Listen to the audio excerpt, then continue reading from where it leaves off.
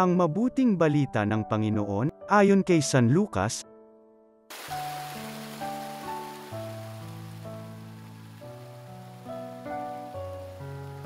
Nang dumating ang araw ng paglilinis sa kanila ayon sa kautusan ni Moises, si Jesus ay dinala ng kanyang mga magulang sa Jerusalem upang iharap sa Panginoon, sapagkat ayon sa kautusan, ang bawat panganay na lalaki ay nakatalaga sa Panginoon. At naghandog sila, ayon sa hinihingi ng kautusan ng Panginoon.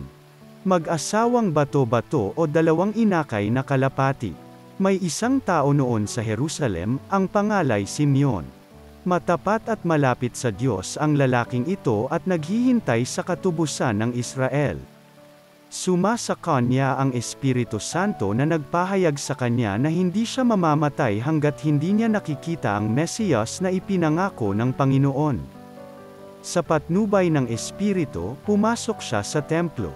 At nang dalhin doon ng kanyang mga magulang ang sanggol na si Jesus upang gawin ang hinihingi ng kautusan, siya'y kinalong ni Simeon. Ito'y nagpuri sa Diyos, na ang wika, "Kunin mo na, Panginoon, ang iyong abang alipin, ayon sa iyong pangako yamang nakita na ng aking mga mata ang iyong tagapagligtas, na inihanda mo para sa lahat ng bansa. Liwanag itong tatanglaw sa mga hentil, at magbibigay karangalan sa iyong bayang Israel." Namangha ang ama't ina ng sanggol dahil sa sinabi ni Simeon tungkol sa kanya. Binasbasan sila ni Simeon, at sinabi kay Maria, "Tandaan mo, ang batang ito'y nakatalaga sa ikapapahamak o ikaliligtas ng marami sa Israel, isang tanda mula sa Diyos ngunit hahamakin ng marami kaya't mahahayag ang kanilang iniisip. Dahil diyan, ang puso mo'y para na ring tinarakan ng isang bala raw." Naroon din sa templo ang isang propetang babae na ang pangalay Ana, anak ni Phanuel na mula sa lipi ni Aser. Siya'y napakatanda na, 7 taon lamang silang nagsama ng kanyang asawa, nang siya'y mabalo. At ngayon, 84 na taon na siya.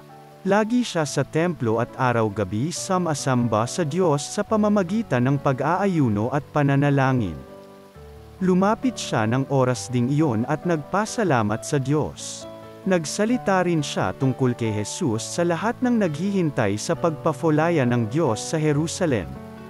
Nang maisagawa nila ang lahat ng bagay ayon sa kautusan, bumalik na sila sa kanilang bayan, sa Nazaret, Galilea. Ang batay lumaking malakas, marunong at kalugod-lugod sa paningin ng Diyos. Ang mabuting balita ng Panginoon.